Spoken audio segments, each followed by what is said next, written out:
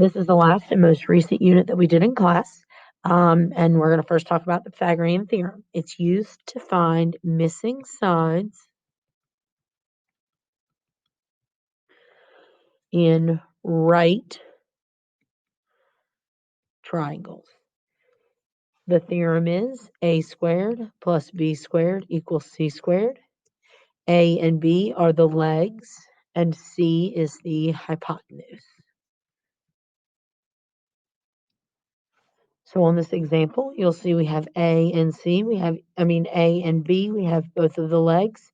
So if we have A squared plus B squared equals C squared, A is 5 squared plus B, so 6 squared, equals our unknown squared.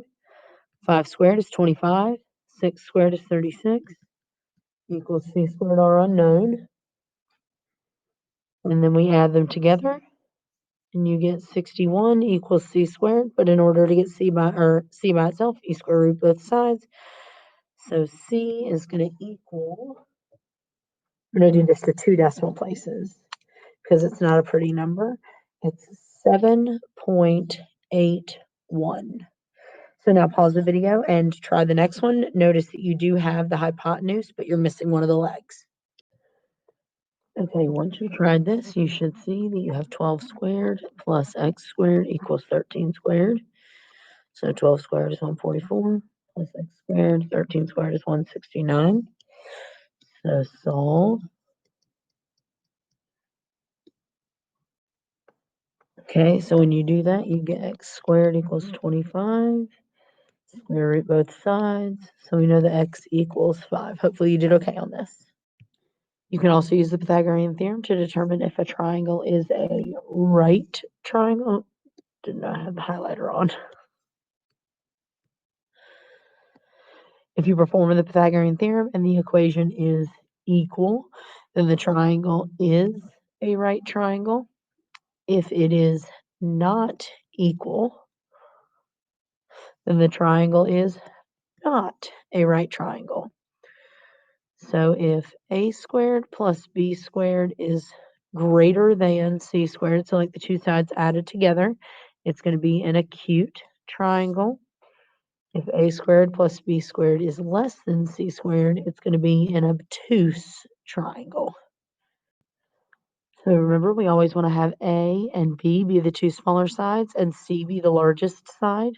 So we're going to have 4 squared plus 10 squared, and then question mark 12 squared, because we're trying to see what type of triangle it is. So 16 plus 100, question mark 144. Combine your like terms, 116, question mark 144.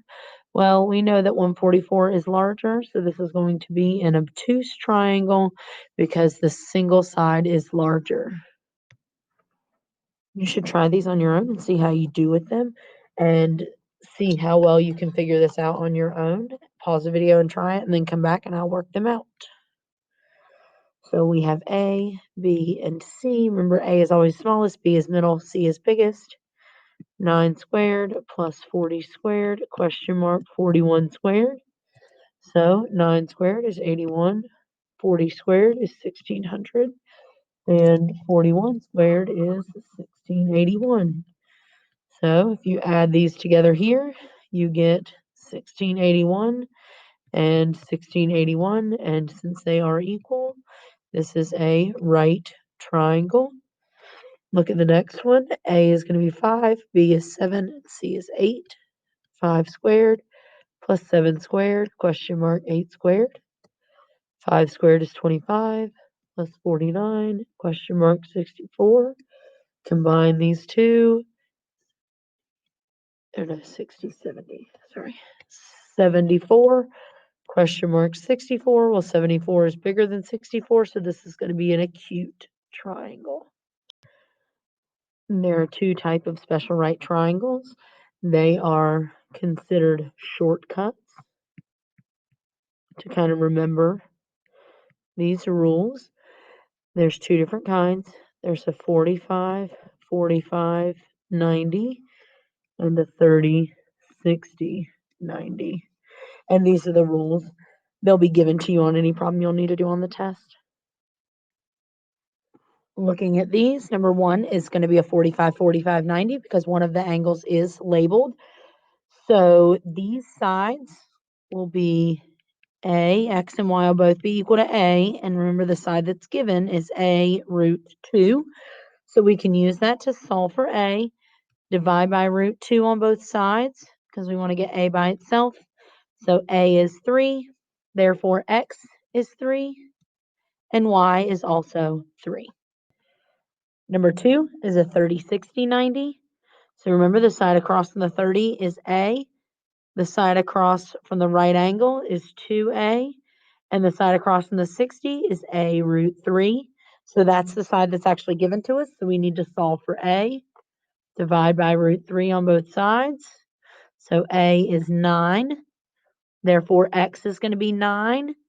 And Y is going to be 2 times 9, which is 18. Looking at number 3, it's going to also be a 30, 60, 90. So the side that we've been given is the side across from the 30. That's A. Across from the 90 is 2A. Across from the 60 is A root 3. So if A is 14, we can take that 14 and plug it in and find X. So X is going to be 2 times 14, which is 28. And then Y is going to be 14 root 3. And that's your answers.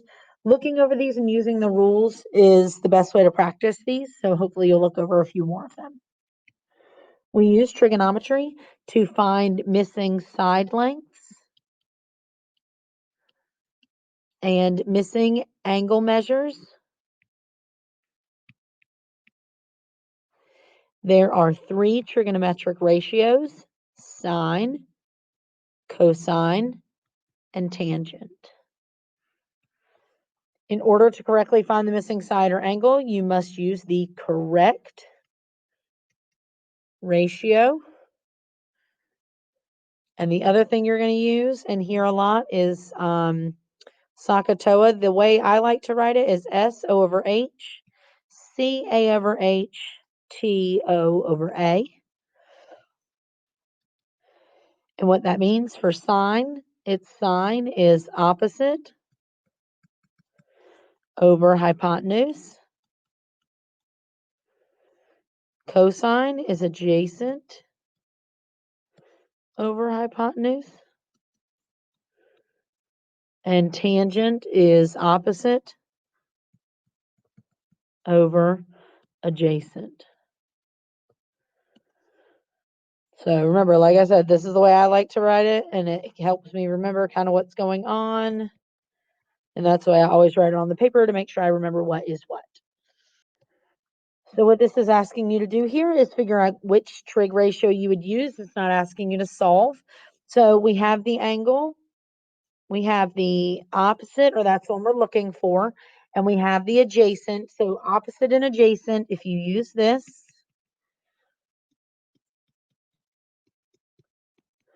you're going to use tangent because you have opposite and adjacent. So looking at the next one, try it on your own, see how you do. Pause the video. All right, hopefully you tried this. We have the opposite and we need the hypotenuse. So that means we're going to use sine or SIN. So we need to determine first which ratio we're going to use. Then we set up the problem given the angle measure. I didn't teach you using this way. It has you do cross multiplying, but I don't like to do it that way. So we didn't do that in class. But you always want to make sure your calculator is in degree mode. If you don't remember how to do that, remember hit the mode button, scroll down. You want to make sure the word degree is highlighted. So now we want to try this one right here. So to try this one, what we're going to do is we're going to look and see what we have. Remember, we have S, O over H, C, A over H, T, O over A. And we have, or actually we need the hypotenuse and we have the adjacent. So we're going to use cosine. So we always say cosine of whatever function or trig ratio of the angle measure. So cosine of 41 equals adjacent over hypotenuse. So 15 over X. But now we have to solve. So we times by X on both sides. So x cosine of 41 equals 15. Then we need to solve, divide by cosine of 41. And then you're going to type that in your calculator, 15 divided by the cosine of 41.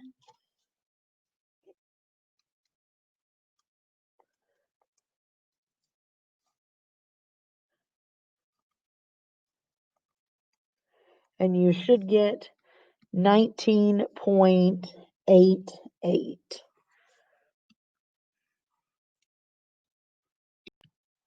If we're trying to find the angle, we've got to determine which ratio to use. That's always your first step, no matter what. Set up the problem using the given angle measure. Use the inverse trig. Remember, that's when you hit second, and then you hit the trig button so that it has like that -1. And make sure your calculator is yet again or still in degree mode.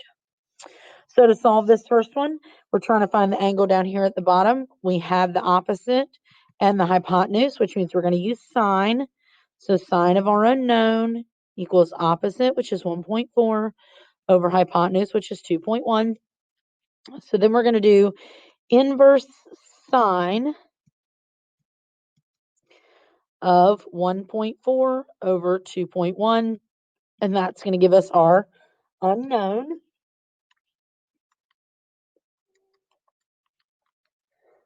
You get 41.81, and that is in degrees. Pause the video and try number 2 and see how you do, and then hit play when you're ready. Okay, you should see here we have the hypotenuse and the adjacent, so that's going to be cosine. So cosine of theta equals adjacent, which is 88.3, over hypotenuse, which is 117. So then we're going to do the inverse. 88.3 over 117, and that's going to give me theta. So I'm going to type that into my calculator.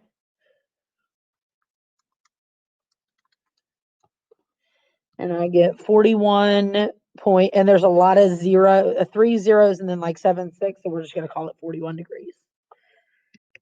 Angle of elevation and depression are used in word problems. I know, your favorite thing, in order to find missing angles and side lengths. So like if you are looking from right here up at, up at something, this is the horizon. This is your line of sight. And we're looking at, I don't know, an object. So this would be your angle of elevation. Angle of depression is very similar, but it's from the top. So say you're up in a hot air balloon. I know my hot air balloon is the best one you've ever seen in your life. You have somebody looking, hello, I'm standing here, whatever. Apparently standing on the edge of the hot air balloon. This is where he can see from. This is going to be the angle of depression. And this is a straight line, not that mine is. And this down here would be your object. All right. Normally I have you draw that at the bottom, but angle of elevation and angle of depression are always equal. Okay, we're going to do this first one together, and then I want you to try the second one and then check your work. An escalator from the ground floor to the second floor is 110 feet long and rises 32 feet vertically. So an escalator is kind of like stairs, so I'm going to draw it as stairs. But it tells you that it is 110 feet long, so we're going to use that as our hypotenuse. But it tells you you rise 32 feet vertically. What is the angle of elevation? So we're trying to find this angle down here at the bottom, how high it is, like what angle you're going up at. So we have the opposite and the hypotenuse. So we are going to use sine. So sine of our unknown equals 32 over 110. Then we're going to do inverse sine to solve.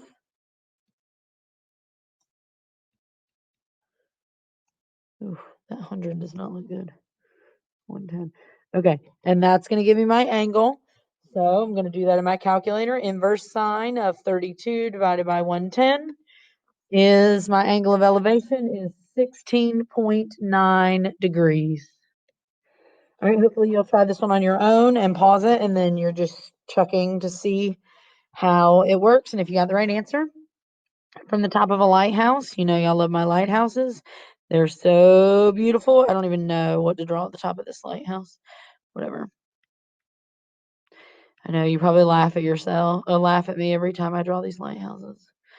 Maybe I should use something different since I can't draw lighthouses very well. Okay. It's 210 feet tall, and the angle of depression is 27 degrees. So this is where y'all tend to struggle, but it is to a boat. Can draw a boat. All right, got a boat. So the angle of depression is going to be this angle right here that's 27 degrees, but we want it inside of our triangle, so that 27 is also going to go here. It's always at the bottom.